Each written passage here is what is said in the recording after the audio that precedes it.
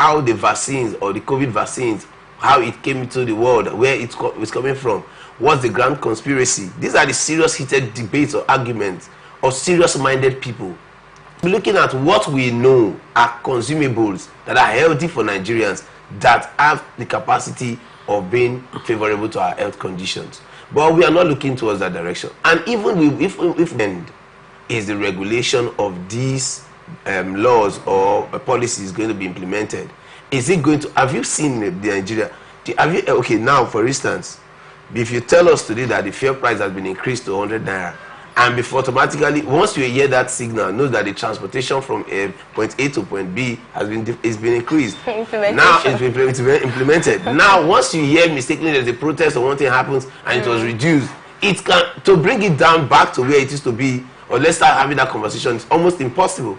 So in the light of that, for me, this government has not been serious enough, and this is another arithmetic process. Outside of that, much is not going to be expected. Chuba, you talked about our local production, and you know it's time for us to pay attention to that, which a lot of people agree with, especially looking at the COVID-19 period where we could not import drugs and it was a big problem getting medicine in Nigeria. That was when a lot of people started talking about, you know, producing our drugs here. But then this story, we have been told by the minister that this is going to implementation. This story is about the implementation, since you've been hitting on implementation. Now, we've been told by the minister that this is going to help boost our local production. You see, I don't have a problem with what we have been told. What our problem or our grouses are as a people is what is going to happen after now, what we are going to see on ground. Have you forgotten so quickly that the president came and said I was going to be hitting the ground rolling on May 29th and we have removed subsidy? We're not going to pay subsidy anymore. And in less than 8 months after that statement was made, with the implementation, we are paying the highest subsidy ever in the history of this country. If this is implemented, Chuba, sorry for cutting you, but if this is implemented, which we have been told it would be, do you agree that it's going to boost local production of our pharmaceuticals? Do not be offended if I may ask, how does this correlate to the boosting of local production when they now say they are going to be removing VATs for it? And you know that by virtue of the African mentality, what is foreign is better. And if now you remove that and those foreign drugs seemingly look cheaper, how then do you want to boost local production? Local production automatically goes either into extinction or becomes good enough for export. And that is what the reality stands to be. Mufasa. Well, I think my friend Chuba has actually said so much about this. As brilliant and beautiful as this policy may sound, I still believe that a lot still needs to be done about our own local production. Like Riley said, we are a country that has an abundance of herbs, roots and herbs. And whether I would like it or not, there's no drug that, that is not manufactured from, from herbs. The only thing is they refine it in such a way that, when it's packaged, it's presentable. Now you are removing VAT, fine, so that it can be affordable by, people living, within the country. But how do you boost local production when you have, made it easy for foreign drugs to come in? Like I've said, which is not a bad one. But let us also look at, side by side, how competitive would our own local products be with the foreign ones? Okay. Because when they come in, they come to compete with our own local production. Another thing is the country even encouraging local producers to do well in their business? Now that it's even more difficult to run a business in this country with the cost of petrol, diesel, and all of that. So invariably, you're just telling local producers that, you are ready, you should be ready to go out of business.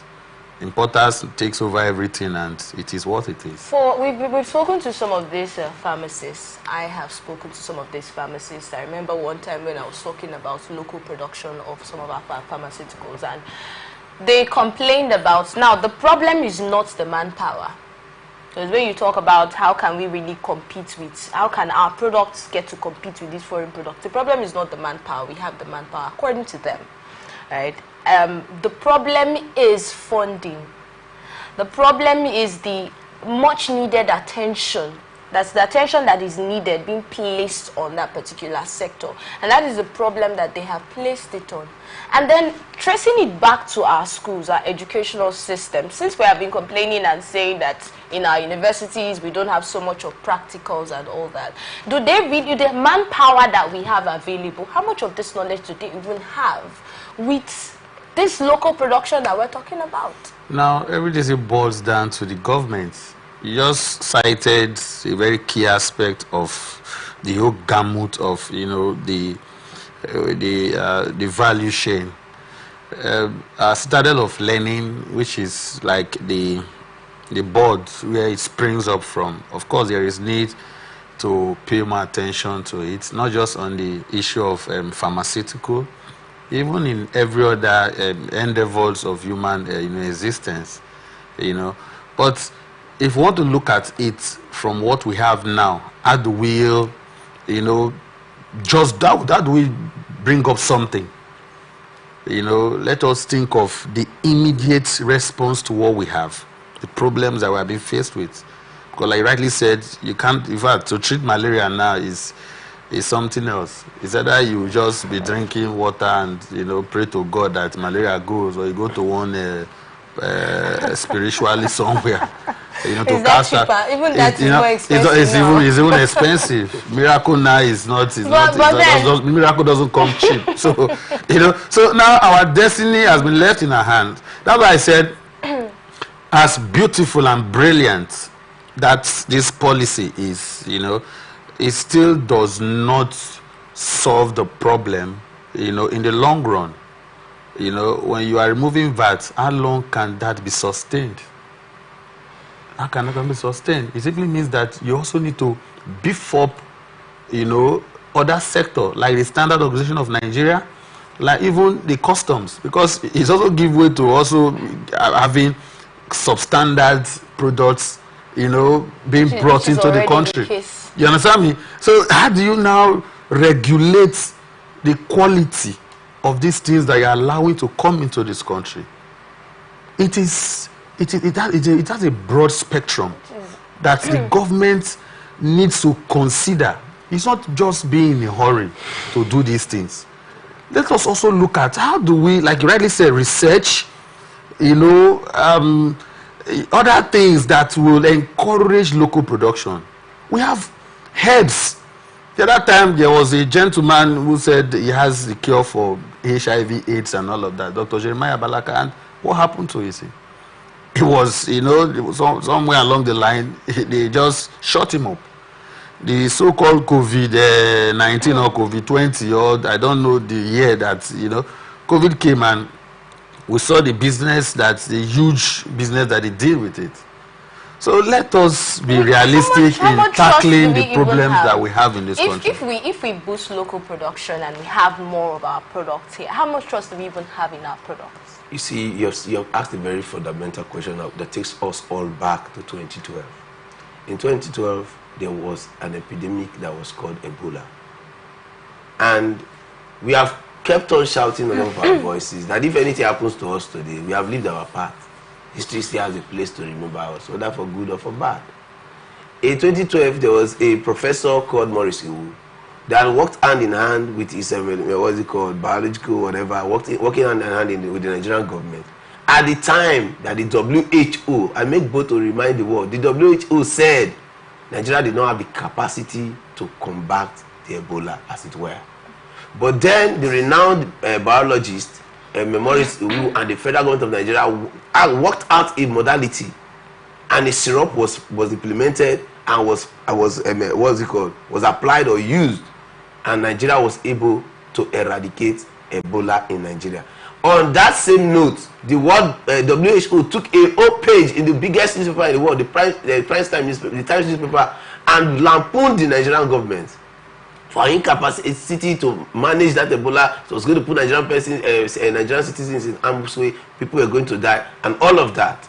But ask yourself, did the Ebola go? Yes, it went. What did the Nigerian government do after that? That administration was taken off power, another came into play, and what happened? In the course of another coming into play, we saw what transpired in the course of an epidemic or whatever. Like Mufasa clearly observed, In the course of the COVID-19 that came on, let me tell us, without mincing words, Nigerians are so ingenious. They are so wonderful people. Everywhere in the world, unless they don't want to compete, if they compete, they must win. And if this is a reality, both even in the medical sector, then we have to have a serious-minded government. There is a funny app that just pops up on your phone. I don't know if you have seen it. It pops up on my phone. I'm on national television talking about the former Minister of Health in the person of Henry, saying that the reason why it was removed was the fact that there was a cure to hypertension, and which is still popping up on phones even up to date, on different applications up to date. Now, do you tell me that this is a real? I've gone through a therapy that is an AI therapy. Myself and my wife have gone to an AI therapy that automatically reduces hypertension, takes off virtually many things off your body in the name of clocks. But the pharmaceutical internationally will not want anybody to hear this thing. And when now the government of the day is coming out to tell us removing VAT for medical, like Professor asked, is it the VAT that you are removing that is the issue? Or is it the people that are saddling the responsibility of allowing whatever to come into this country that allows, like what you said, substandard products to come into the country to be consumed by Nigerians? Ask yourself, in this country, people imported fire. Till today, nobody was sacked. Nobody was tried or brought to book or was penalized for any action. The people that were saddling the responsibility of receiving it, are they telling us that they don't have equipment to test the quality of the product that was brought into this country? They brought it for fire. People's vehicular engines were destroyed. Machines were destroyed, companies had issues, and all of these factors together, the Nigerian government did not see it as a result of anything that happened to the Nigerian people. So these are the serious issues, not telling us about VAT removal, because we are a country that have not been serious issues. Yes, you have pointed at the international community not trusting our product. Taking us back to 2019, when was it Madagascar that came out and said, oh, they now have a cure to COVID-19, and it was not accepted globally, even though they claimed that it was working in their country. That's for the international market, international community. What about us? Let's bring it back home. That's why I asked that question earlier. How much trust do we even have on our own product? They have told us several times how herbs, talking about herbs and then foreign drugs, or should I say white medicine now, like some people call it. But then how we should not take herbs, we should not focus so much on herbs, especially herbs that have not been tested and tried and trusted and all of that. They've not followed clinical processes and all that. So some people are already taking their minds off herbs. So boosting local production now, how much trust do we have on our own products? You see, I have a problem, and I keep stressing the problem. The problem is so among us that the Nigerian problem is so among us that you do not really know one place to hold. But on a situation like this, let's try to narrow it down to the education sector, which is professors. There are a lot of professors of biology, neurochemists, all of these professors here and there.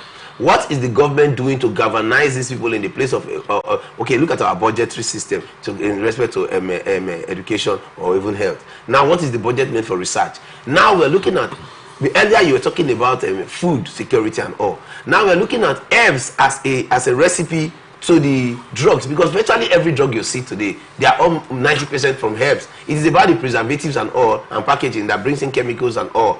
But the reality is that they are all coming from somewhere. When you are in a bus, you keep hearing of gising. Are they not grown in Nigeria? These are grown in Nigeria. What we are saying is the government serious enough to work out a research mechanism that we want to say this and what we are expecting from these people? Because one of the problems of herbs are the fact that the dosage is not known, and that is upon that strength. People say don't take herbs, but you ask yourself, before they talk about standard international standard weight, you talk about international SI units that people celebrate today. Who certified the SI unit? It was a result of trust in the process. It was a result of determination to say we want to get it right and get the things done.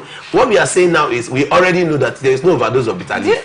If there's no overdose of bitter leaf, and bitter leaf and said leaf can do this for us, it is not a matter of whether you accept whether it is accepted or not. What we are saying is this SY can work like this. Let's start working on something to now make a dosage out of it. Don't come and criticize everything, and we keep running around the vicious circle without gaining anything. We cannot still take away the fact that they are clinical processes. Technology has advanced. There are some things that need to be checked before you allow people consume these drugs. But I would like to bring you on this particular. But whose responsibility is to do that?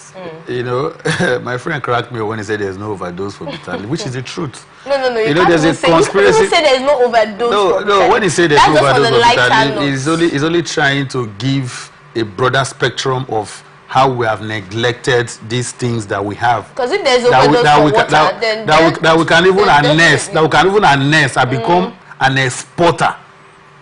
You understand me? There are ways we can harness what we have. We become a huge exporter of these so-called pharmaceutical products. But the government has failed to major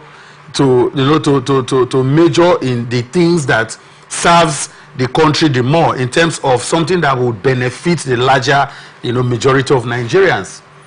We have herbs, we have arable lands, we have people who are vast in knowledge. You have research institutions. The research institutions are already doing this thing. When you go to those so-called research institutions, you will find out that the place is either, moribund, neglected, and allowed to, to waste. There's one. Let's see, when you build a facility and you don't maintain that facility, there is a very huge possibility that that facility is going to die in natural death. Like for instance, in River State, we have a cardiovascular center or whatever, cancer cardiovascular center that was built by the former administration. If you go to that place today, nothing is happening there. Just not equipped. So it is not enough when you build things and for the optics, you get the media people to come and celebrate cutting of ribbon and all of that, and you don't have that sincerity or purpose and intention to make that thing work for the people. It becomes an effort in futility, and quite unfortunately, it is deliberate. So what I'm trying to say in essence is, it is not enough to say you are removing VAT for pharmaceutical products so that it can be way cheaper for Nigerians. Let us equally look at what can we do as a nation so that we can equally be exporting this, because we have it in abundance. There are a lot of things that bitter leaf can do for you. Funny enough, you mentioned that's the truth. I didn't know I have. No, it's not. No, we're all herbalists. Our grandparents, our mothers, yes, that's the truth. Our parents were herbalists. And permit me to say this. Okay. There is a documentary making a wide range now on the internet. The Indian government had come out to say what they are doing with bitter leaf. And I can tell you that bitter leaf in the southern part of Nigeria is like a careless grass. And if we have a country, because listen, we have government, all that the only way they know how to make money is drill and export, borrow and share. Outside of that, if we have people that can think tanks, bitter leaf that we are planting carelessly, government can tell you that for every head of bitter leaf that we collect in your compound, we're going to give you 500 naira. Exactly. I can tell you that there will be no grasses in our compound. I said you everywhere will be a lot of people even if we are not going to eat it as Nigerians, now a country that knows what we want to do with our bitter leaf we can now as a country begin to export bitter leaf. But because we are not people that want to work, we are not people that are sincere, we are not people that are serious, all we want to do is drill and export, borrow money and share. And if that is the process which we have been using to build big political structures, big political persons, we cannot go forward. I will continue to be an import-dependent country for a very long time because of this mindset. All right, thank you so much for your thoughts on that particular story. Let's move on to the next. The Federal Inland Revenue Service has launched a new unstructured supplementary service data, that's the USSD code, star 829#, to streamline taxpayer services and improve accessibility. The code allows users to perform various tax-related tasks, including retrieving their taxpayer identification number, verifying tax clearance certificates, and accessing information on tax types and rates without requiring internet connectivity. FIRS Chairman Zach Adedeji, during the launch in Abuja, highlighted that this initiative, part of the 2024 Customer Service Week themed Above and Beyond, aims to foster transparency and efficiency in Nigeria's tax system. The service is available across all mobile networks, ensuring access in both urban and rural areas. Additionally, the FIRS unveiled its customer centricity guide, which outlines the agency's policies and all of that. Now let's move on to the very last part of that particular story, talking about the launch marking Nigeria as the 6th African nation to adopt this technology for tax administration, reinforcing the government's commitment to innovation in public service. Okay, how do you see this story, Mufasa? You see, Shuba said something that I will equally repeat here, that we run this country on paper. You know, we come up with brilliant, beautiful ideas, policy. It's brilliant. It's not as if it's Nobel. It's novel. You know, it's something that has been in existence in other civilized climes. You know, everything has been automated. You know, let us not pretend as if, you know, somebody just discovered fire. You understand? It's something that shouldn't even be celebrated. But here we are today as a people. My concern now is not about launching. It's about sustainability. You know, we have issues with statistics. I repeat, we have issues with data. We also have issues with internet connectivity. Because all these things revolves around, you know, technology. And you cannot be talking about technology without availability of power, without availability of internet services. There are places you go to in this country today that before you get everyone buying your phone, you go to the highest mountain in that community. This is 21st century. So it's for me, it's a brilliant one, but will it be sustained? Is it something that will stand the test of time? Okay. In as much as I know that since President Bola Ahmed Tinubu came into office, everything we'll be talking about is tax.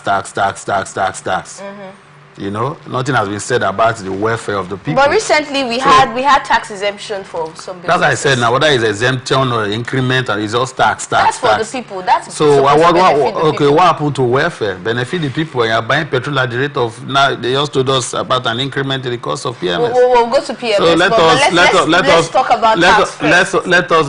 No, I know what I'm just saying is, yes, I'm just trying to draw an inference. You know, it is not about tax. What you've been collecting all this while, has it been reflecting in the lives of the people? Do we have good roads? Do we have good, you know, subway system? Do you have rail lines that, you know, that are serving the people? Okay. Could the people go to quality school? Are people getting quality education? Are people getting adequate security? So let us equally add it to this tax talk. And secondly, this, as brilliant as this thing is, I don't think it's sustainable, because we're not even ready for... Just USSD code not sustainable? Have we not had series of USSD code in this country? As I'm talking to you, there are codes that normally if you want to do transfer, you give out to Nigerians. And they are saying that you don't need internet connectivity to do. These are just, for me, it's just crashing the surface. Okay. But then again, like I've said before, if there is sincerity of purpose and intention on the part of government, Nigerians will begin to take them seriously. We've lost confidence in the government as a result, because they have failed us in the past, they are still failing, and what do you expect Nigerians to do? All right, thank you, Mufasa. Let's bring Chuba in on this one. Chuba, what is your thought on our tax system in Nigeria? My thought on our tax system in Nigeria currently is that it's a process, a calculated attempt of government to suffocate the Nigerian people from every corner. There has not been any sincere purpose for the kind of taxes we are being made to pay, because taxes are meant to be used to run a system. But you ask yourself very clear-cut questions. Who is asking us to pay taxes?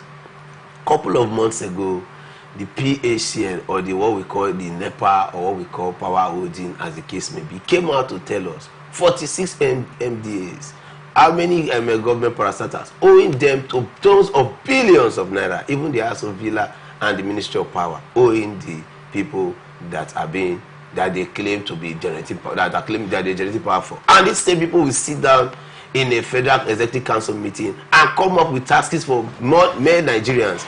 Do not forget, the people we are tasking, in Nigeria, we have federal line, we have local line, we have government line, we have all the kind of line, state line, all of that. And now these people are the ones enjoying the supposed federal light. And in the name of what? No wonder, little wonder, somebody begins to ask why the eye tariff of power or the high cost of power per unit. The reason is simple. We are the ones feeding the excesses or paying for the excesses of the political class. And for me, the tax processes is from in all its form a wicked arrangement from government to stifle the people. On that, listen, what you want to ask, how dare I say make such statements? Ask yourself. If people are paying taxes, no revenue generation, what are you looking at? Don't get offended. If you are paying taxes, what are taxes meant to be used to address?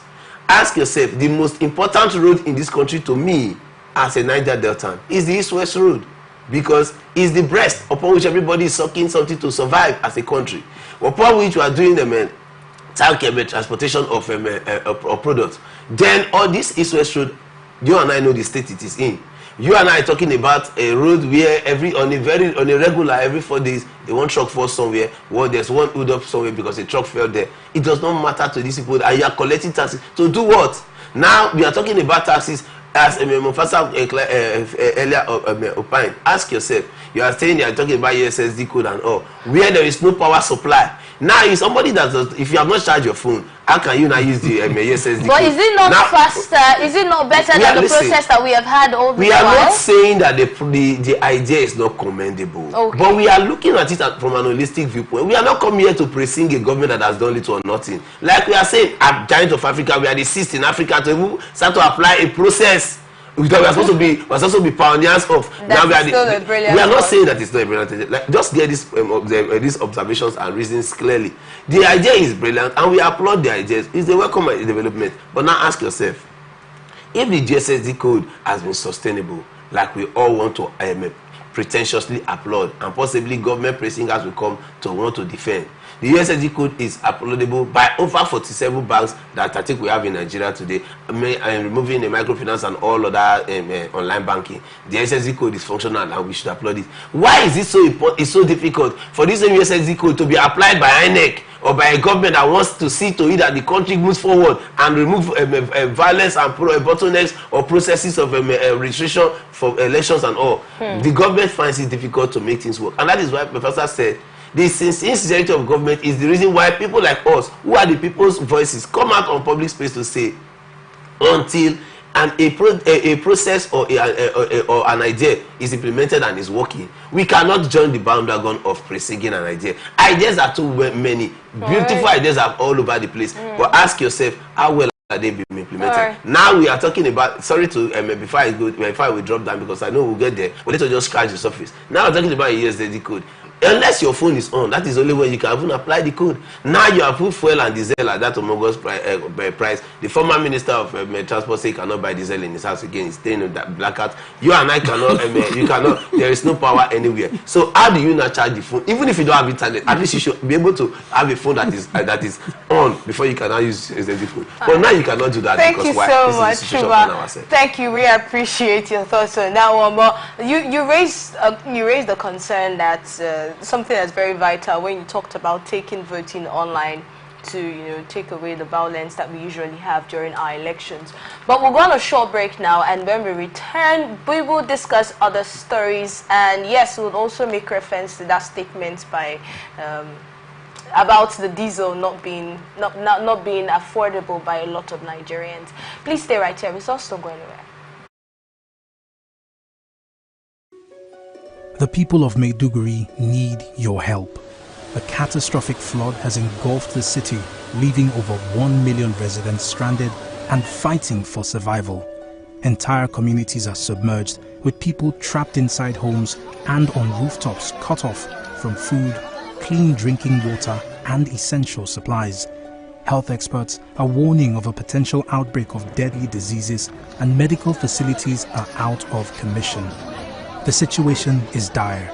Helicopters, boats and high-riding trucks capable of navigating the treacherous, waterlogged areas are urgently required to reach the countless men, women and children still awaiting rescue. The Nigerian media is issuing a desperate plea to the government, humanitarian organizations, international actors and citizens across the nation. Step in now, before it's too late.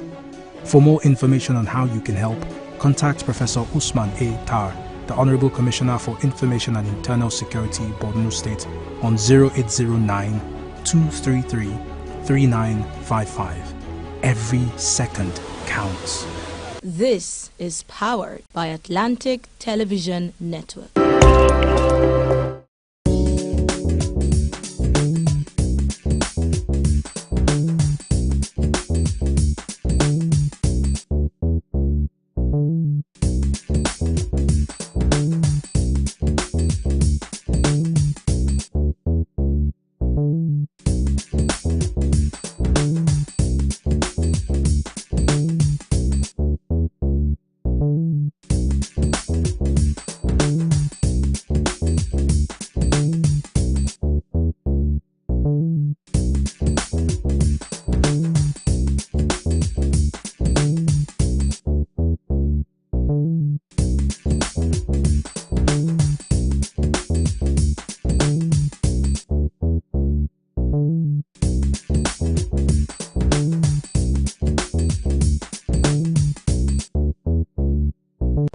From the lines across the ocean to the land beyond the mountains, through the Sahara, we bring all the sport news, live analysis, expert discussions on trending stories in politics, business, socio-economic, sports, and documentaries.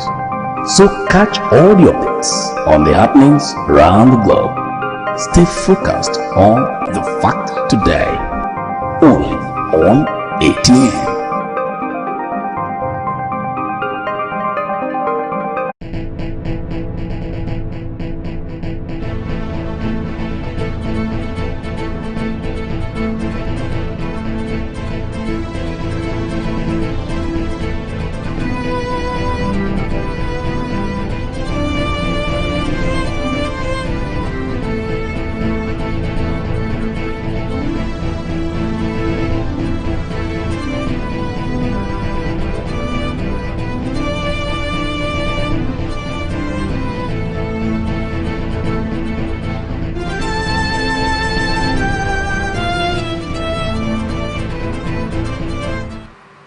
Thank you once again for staying right here with us. Let's move on to the next story, talking about the Bayelsa State Governor, talking about Doediri, where he criticized Nigeria's current federalism, where only federal governments can create local governments, labeling it as an aberration.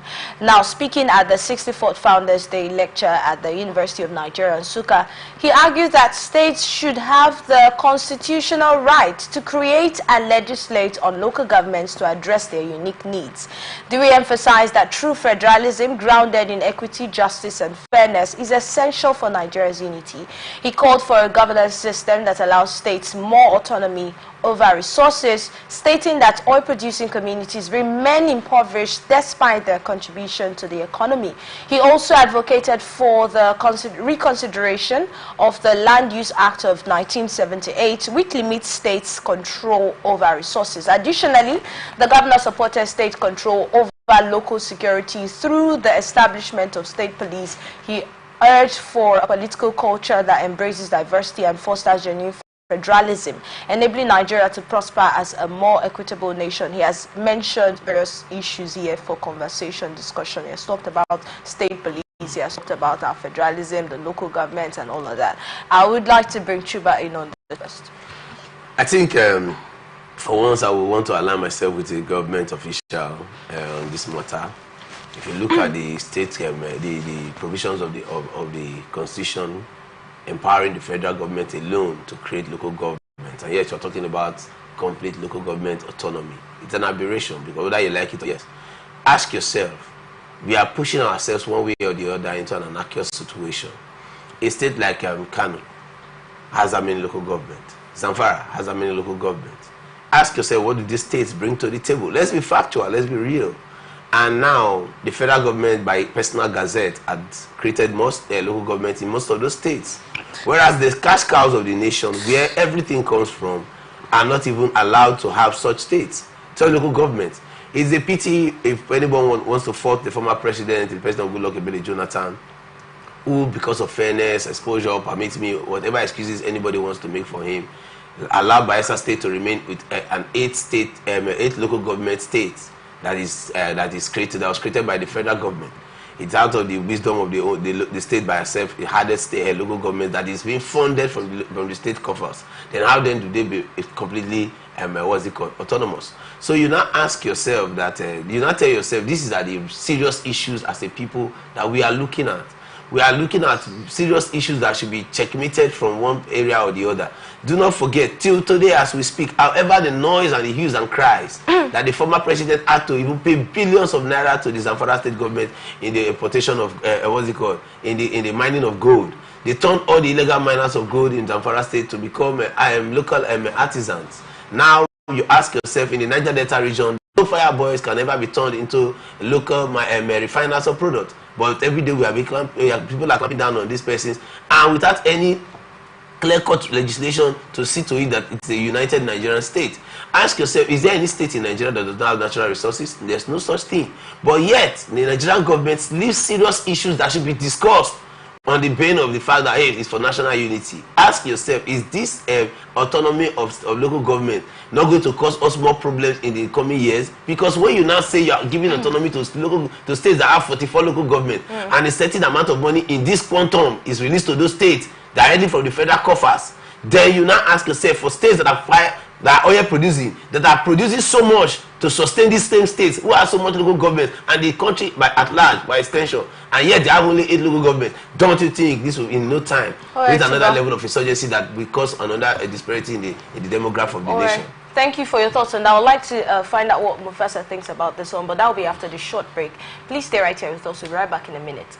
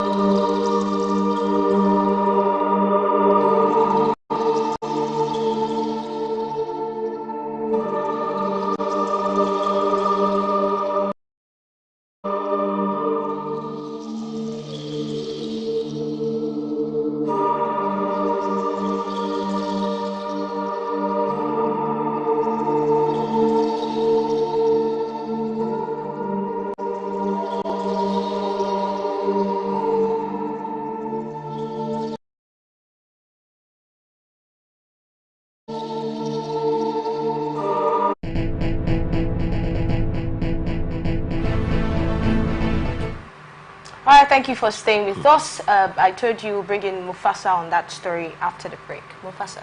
I want to say that Shuba has actually done more justice to that matter. My concern now is the current governor of Bayelsa State. I'm aware that he was a one-time member of the National Assembly, but at the level of the House of Reps before he became a senator. And I'm equally aware that, you know, these issues are not issues that, you know, people have been talking about for quite a while now. So it would have been fantastic if he had actually made this proposal while he was seated as a lawmaker. Because most of all these issues borders around our policies. And if we have the National Assembly constantly talking about this, it could obviously bring about the needed change that we have in our, you know, democratic system. Also, when it has to do with whether we are operating through federalism or untrue federalism. One thing I know is federalism is federalism. It's only in this country that you hear true federalism and the one that is untrue federalism. So for me, it shouldn't be a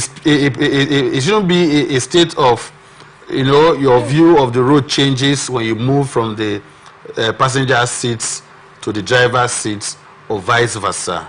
Okay. The man has said something fantastic, but my position still remains that when you have the opportunity to effect that change in a platform that gives you so much leverage, utilize such opportunity to the benefit of your people and to your conscience, so that it don't sound as though you are just, you know, maybe you've been given an opportunity to give a lecture.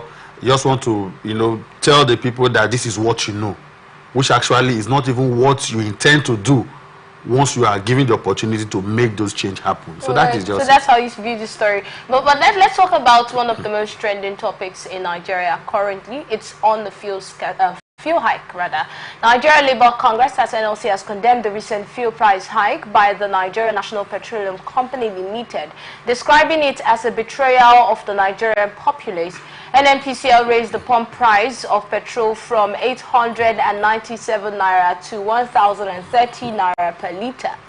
NLC President Joe Ajaro criticized the government for allowing NNPCL, a private entity, to dictate fuel prices, arguing that this reflects poor governance. He emphasized that the price increase would deepen poverty, lead to job loss, and have widespread negative effect on Nigerians. He has urged the federal government to reverse the hike and develop a clear blueprint to inclusive economic growth rather than relying on ad hoc policies. He warned that the current trajectory is unsustainable and called on the government to explain its long-term plans for the country's economic future. Paying subsidy, and subsidy is gone, and all of that is, you know, we are no longer importing it, so there's not a landing cost.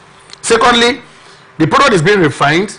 You are getting crude not in foreign currency anymore, because just recently NNPC came out to tell Nigerians that Dangote NNPC came out with an increment of price. So what does that portend? Just like when Dangote announced that